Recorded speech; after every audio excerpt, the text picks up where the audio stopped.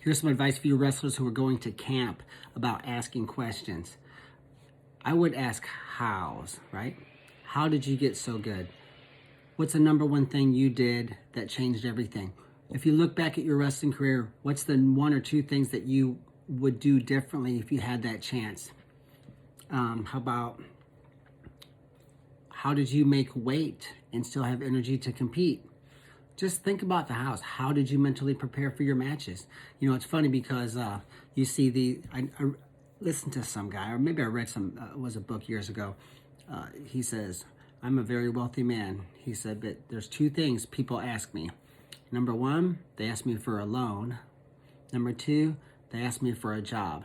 He says, not one asked me how I got so damn rich.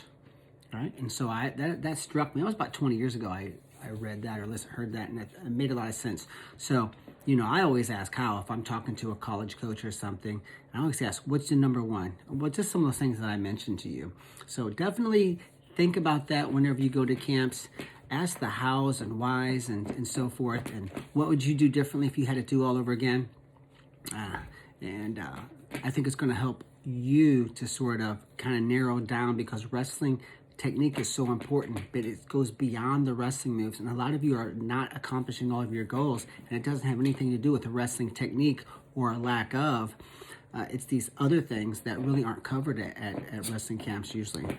Well, we cover them at our 14 and 28 day camps, but most camps don't go over nutrition, sports psychology, how to get a college wrestling scholarship, how to build and maintain and protect your own confidence. I mean, these are not things that are covered at most camps. But if you ask questions, you can gain some intel there.